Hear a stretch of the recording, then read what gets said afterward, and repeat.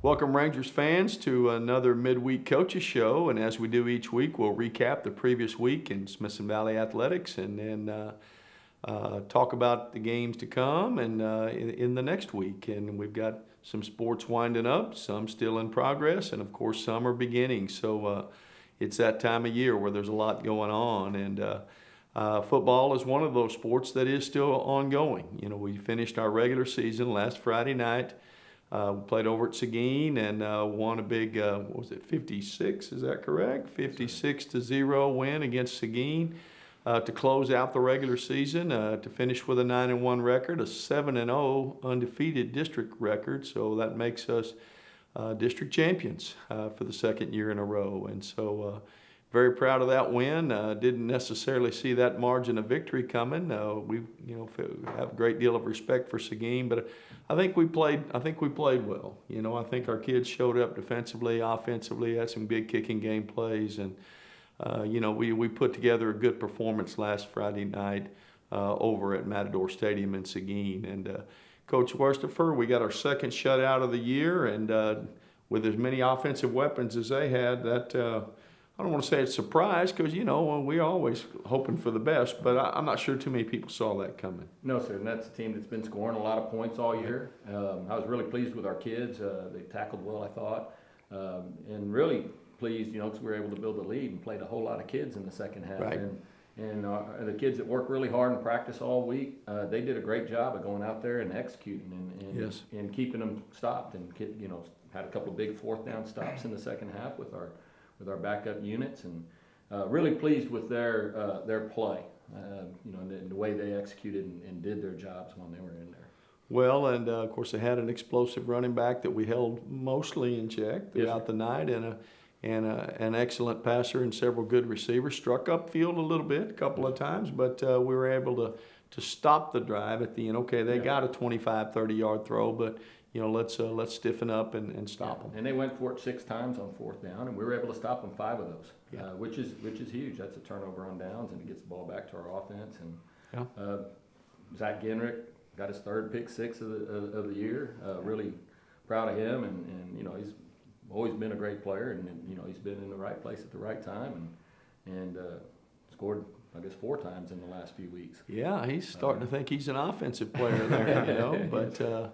Yeah, kind of the recipient of a tip ball. Someone else actually made the play. The ball tipped, ended up in his hands, and he ran it in. And real proud of Zach. He was the player of the week for the whole state of Texas a week ago for his performance in the Hayes game, and followed it up with another big week there. And then this Wednesday, he's going to sign a baseball scholarship to Texas State. So real proud of him and the defense in general. And then offensively, to score that many points against a vaunted Seguin team. Coach, tell us about our offensive performance. Sir, we had a hot start. Really, first play of the game, we brought another defensive player over, Jackson Duffy, who plays corner for the most part. Ran a reverse with him on the first play, and with the help of a couple of blocks by our linemen, Jeremiah Jenkins and Gavin Garcia, actually kind of scooped up to the 3rd level and had some really great blocks on the 3rd level, and that sprung Jackson loose on the first play.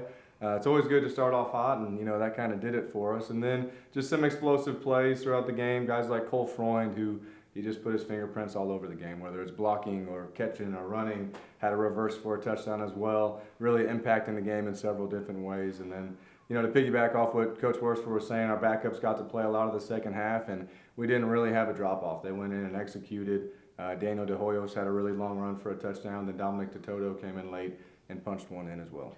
Yeah, and good balance. You mentioned Cole, but Rylan Walker throwing the ball. Freddie DeBose had a big game, had some big throws and catches up the field. And our offensive line, I felt like, controlled the line of scrimmage. We were able to run the ball in, throw the ball, not be just one-dimensional. So Clay Amaya continues to impress as a kicker. Had some deep kickoffs. See, that always meant that Seguin was starting deep on their own end of the field, and you just can't put a price on what that means for your defense.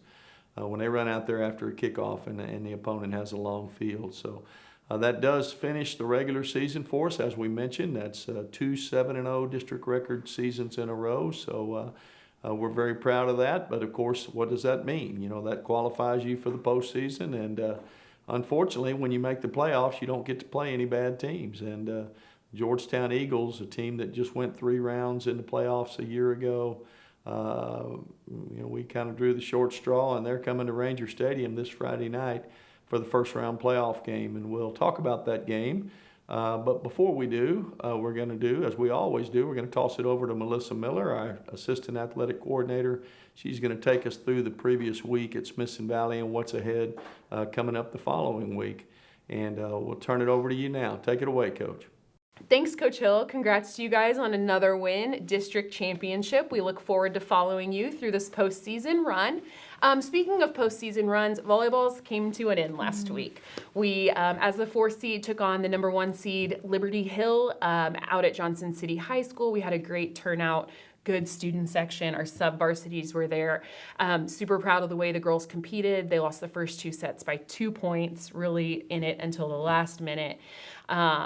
Just want to say congrats to that entire team, to our whole program on a great season, and wish the seniors good luck as they move on. Some of them to college ball, some of them, that was their last volleyball game. So I think it was a good one to end on. We felt really good, kind of walked out with our heads high. Yeah. I thought the girls, well. I thought the girls competed. They did everything that we asked. End of volleyball season. Yeah. But we have got other things going on. So cross country, Mia competed in the state meet last Friday in Round Rock. I know you made a trip up there. Yeah, she ran well. Really proud of her. So well. Yeah. And just as impressive is after that, she drove back and played on our varsity girls basketball team that night. So huge shout out to Mia. She's always fun to watch compete, whether it's in cross country or basketball. We're so proud of you. Thank you for representing Smithson Valley as well as you do. Huge shout out to Coach Hall and Coach Nunley, who are her coaches. Really good cross country program. Congrats to you guys on a great season. And then speaking of girls basketball, Mia did come back and compete. They had their season and home opener Friday night versus Alamo Heights. Lost a tough one, 38-39. However, Coach Sutherland's really happy with what he saw. Definitely some things to work on, but he said the girls have bounced back. They're ready to go, and they look to rebound this week. Boys basketball started their season this past Saturday. They had a really great scrimmage hosted here at Smithson Valley, and they will actually start their preseason this week. So in a little bit, we'll come back and talk about where you can find our basketball teams this week. And then we want to give a huge shout out to band. They competed yesterday in part of their state competition, did a great job. We hosted a really good send-off. I was super impressed with our middle school band that came and played. Shout out to our middle school. I don't think anybody would have known that was a middle school. I mean, they had the kids fired up and did a really impressive job. So thank you to everybody that came to celebrate them, and congrats to those guys on making it to that point yesterday. Yeah, our band did really well. They competed last night and just left it all out on the field. Really proud of them and their accomplishments. The good thing is, too, they're a young crew, and so we're hoping for more success in the future years. Next year, yeah. So other students we want to highlight today.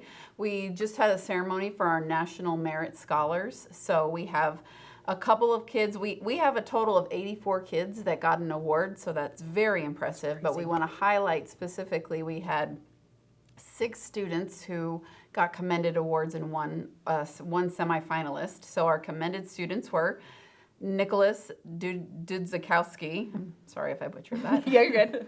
David Garcia, Rowan Hamilton, Zachary McDarris, Maxon Powell, and Ford Wisdom III. Congratulations, guys. And our semifinalist, Trajan Falk. Very good job. It's impressive. That's a lot of kids. I don't know what normal is, but yes. just looking at that list, that's a lot of kids. It's a lot of kids, and it's an accomplishment. It's very tough to make that list. So well done, Rangers. And our teacher of the week, Ashley Ward. Ashley Ward is our CTE department chair, and some of the comments that were turned in for her. CTE, is a big department. I had no idea. A lot of teachers. Encompasses a lot of different Yes, subjects, yes. broad. Broad subjects, Yeah. programs, opportunities for kids, but she has done a great job of gathering her team, and the comments that were made are she treats us like a family, she makes it enjoyable, she works hard outside of her program. We're working to build our culinary program. She's done a lot of work with our culinary teachers to build the Blue Star Cafe, and they're just really appreciative of her support, and she dedicates a lot of her time and energy into making CTE a a And great I feel like she's department. always smiling. Yeah, like she she's is. just she She makes is. you want to smile. She So we is. appreciate that. Yeah, yeah. We did also want to highlight we are celebrating our veterans this week on Thursday morning. Our ceremony will be at the stadium. We are also streaming it live on Ranger Network. So if you can't join us in person, watch it on Ranger Network. So we want to make sure that we honor our veterans. Have you seen one of those yet? No. Oh I'm my gosh, excited. our student council does an amazing job. Yeah. 2 years ago it was outside. Last year we had to stream it because of weather, Yeah. and it's just amazing. So if you have a chance to check it out, like she said, Ranger Network will be putting it on, and the kids do a fantastic job. And as we said earlier, our boys basketball team is starting their scrimmage. They have another scrimmage tonight versus Brackenridge at Brackenridge. And then Saturday, they will host the New Braunfels Unicorns here at 2 p.m. So that's actually going to be their first technical game of the season. If you've got some time on Saturday, again, they're here at 2 o'clock in the SV main gym. They'd love to see you there as they take on New Braunfels. And then wrestling has gotten started. So Coach Clarkson, Coach Mack from our middle school have got those kids, an insane number of kids. They always do such a great job. They are actually going to start this week. So on Thursday, our boys will head here. They will host MacArthur at 6:30, and then that same day, our girls will head to Steele for the Lady Night invite. So good luck to wrestling. We'll have those results next week, as far as also where you can find them next week. And then, of course, we want to say good luck to football. Football will host round 1 of playoffs here Friday night, 7 o'clock versus the Georgetown Eagles, Yes. who, I mean, I would assume we've played before, knowing how long Coach Hill's Right. been here and Yeah. how many times we've made Yeah. playoffs, but I don't know how many times we've played I them don't know. before. I guess, no. I don't Okay. know how many times. We'll have to ask Coach Hill. Maybe that's our trivia for the week. Back to you, Coach. Well, the reality of it is we've never played Georgetown. You know, the distance between the two schools means we're never in the same district. And then our years in 6A, 5A, their years in 6A, 5A, we've just never bumped into each other in the playoffs, and we've never hooked up with them in a non-district game. So no previous history to draw on, but there's plenty to see right now. They're a very explosive team, very dynamic on defense as well, and let's talk about that a little bit. Coach West, for their offense, they got a lot of weapons and they bring a lot of things to the table. They really do. They're very multiple formation-wise. Run a lot of really well thought out schemes out of out of those sets.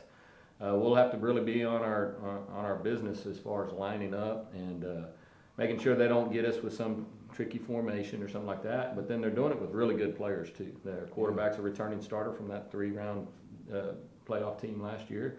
The tailback's a returning starter from that same team. He's run for a bunch of yards. He's a big, strong runner with good speed. They got a receiver that plays some tailback too. They got weapons all over the field. And then they're very multiple, like I said, in their formations and trying to get you fooled in there. Yeah. We'll have to make sure we don't allow them to do that to us.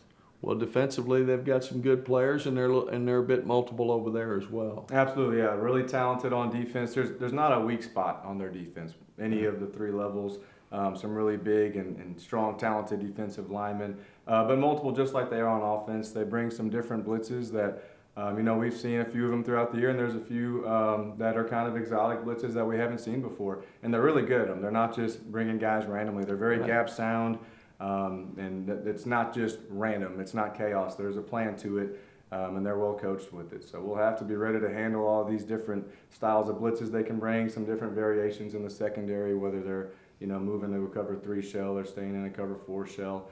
Pretty good at disguising those types of things. So we'll have to be making our calls up front with the line, and secondary-wise, quarterback and receivers will need to recognize that as well.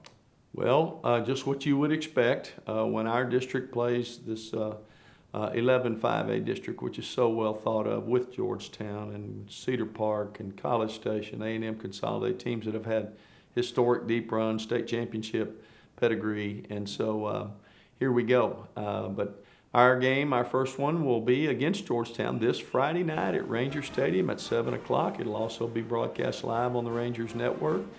We hope one way or the other you'll come and support us. And we look forward to the opportunity. It's always exciting. High school football playoffs in Texas Friday night with a lot on the line. Real proud that our kids get that opportunity and get to do it at home. So thanks for joining us today, and we'll see you next time.